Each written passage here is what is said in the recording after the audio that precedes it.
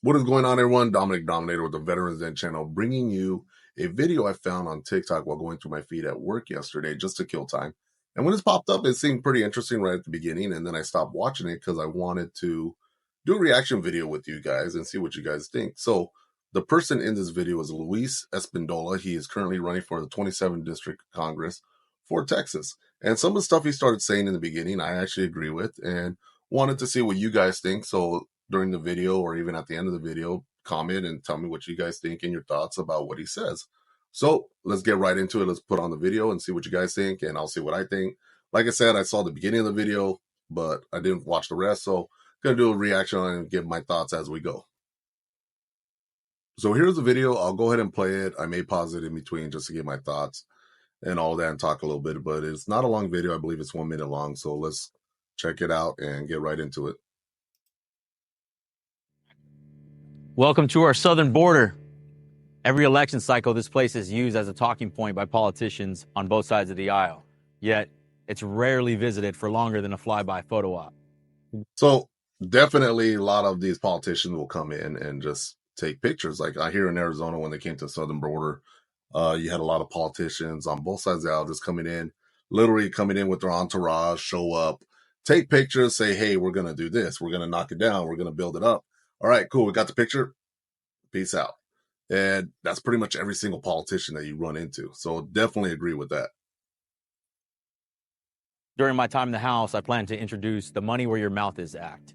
It's a bill that will require every single member of the House and the Senate to spend 20 hours throughout their elected term embedded with Border Patrol at the southern border, and an additional 20 hours embedded with local law enforcement agencies within their respective districts. So definitely agree with that, because you got a lot of these politicians and lawmakers making laws and rules of all kinds of craziness out there based on stuff that they think or assume, which isn't true. And there's many examples of that, especially if you start talking about weapons or guns. When that comes into play, you got a lot of people saying stuff that does not even make sense or doesn't even go with that weapon or anything else like that. You can think of it as forced community service with a plate carrier. This should help remove some of the ignorance from the mouths of politicians when they speak and vote on these issues. Now, I know what you're thinking. Most members of Congress wouldn't survive a lunch break with these brave men and women, let alone a forced ride-along. That's another issue that you and I can address during this election. Let's elect those who are actually up to the task of representing us in Washington. So a lot of people feel, or at least the people I talk to and the stuff you see online and on social media, a lot of people feel like a lot of politicians are not speaking for them. And that's where the power of the vote comes in and getting people elected, and also like this guy donating even if he's not in your state and stuff like that. So before I get hit with anything, no, I'm not sponsored by him, not endorsing him or anything. I'm just saying in general, if you want to support someone, you do it by spending, whether it's in your state or not. I do agree with that. And if you agree with somebody and their views, even if they're not in your state, it doesn't hurt to support them, as long as they're going to speak for you. And that's the biggest thing. A lot of these politicians don't, and they just get in there, they do what they got to do, like you said, take that photo op and peace out, and never come back again, because he got your money, he got your vote, and he doesn't need you no more, or she. Not those who have been there the longest or those who have the most money. One thing I'm learning throughout this process of running for Congress is it's the name that's thrown in your face the most that has the biggest financial backing. So I do agree there should be a term limit for politicians, even congressmen, congresswomen.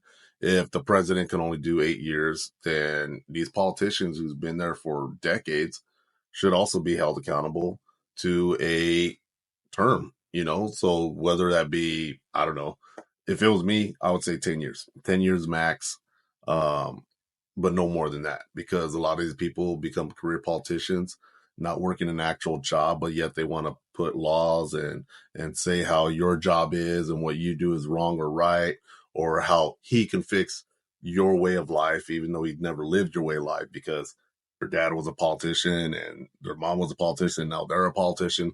So they never even get the chance to be a normal person, as we would like to say, and actually work a job, blue collar job, or even white collar job, but still at the, lowest part of the totem pole. They never lived that life. But yet, once again, they want to put out all these laws and rules and regulations for something they have no clue about, or just making assumptions, or going off of what other politicians tell them. Chances are that's probably not the name that has your best interest in mind. So do candidates across the nation a favor. Take a look at the entire field, because chances are it's the name you haven't heard of that comes from where you come from.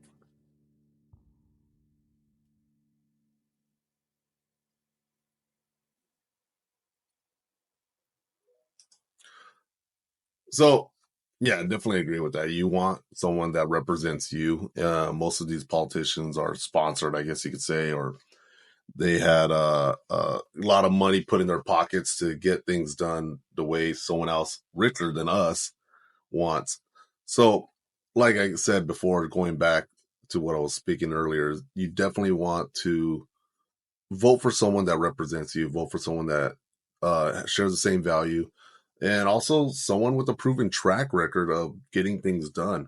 And a lot of people say, politicians are corrupt, that politicians have all these money. You know what? I would have to agree with that. I'm going to have to agree with that one right there. But someone that is outside of the politician, that's not cut from that same cloth, could be exactly what you need, I need, your city needs, your country needs. Because a lot of these politicians are just career politicians, and they just kind of say the same stuff over and over again, and then they take their photo op, peace out, never see you again. So what did you guys think of the video? Please comment below, tell me your thoughts, what you think. For myself, I actually agree with a lot of what he's saying. And I do agree that a lot of these politicians should do some type of community service or some type of work in something that they're trying to implement, laws, rules, or regulations, or telling people how this should be and this is a better way or this is the wrong way. They should actually put in the work and have that experience so they can talk about it or say, hey, what I was saying was kind of dumb and doesn't work you know Go ahead and check him out. I'll have the link to his main website and also his TikTok. It looks like he just launched, and I'm just basing off of his TikTok. As you can see, he doesn't have a lot of videos. So I did check it out this morning. I think he added 2 or 3 more, so it's still fairly brand new, and it looks like he's getting a lot of traction just based off of the followers he had from when I first saw it to today when I was checking out to get ready for this video. One of the things I saw that I liked that popped up was his campaign poster, which is very, traditional tattoo Americana type poster or tattoo drawings. And I actually dig it. That's pretty good. Once again, cut from a different cloth, not your regular politician, not that, red, white, and blue and looking off to the right with their hand over their heart, you know, and all that other regular politician crap. I actually dig this. So to me, that's definitely him showing that he's different. And I think blue collar workers make great politicians, because they understand and I feel like they're for the people. Does that mean all of them are like that? No, because of course there's going to be some bad apples, like anything in any field, in any job, in any way, shape, or form of anything cross board. But if I had to bet money on it, I would say majority of blue collar workers and people that worked from the bottom up would make great politicians. However, you guys want to divide it up or see it or want to comment on it, go ahead and comment below. But those are just my thoughts. So, like I said, comment below. Tell me your thoughts. Thank you for watching this video. Thank you for supporting the channel. Please like, share, and subscribe, and pass on to other people that could use this video. And I will catch you all in the next video. Carry on.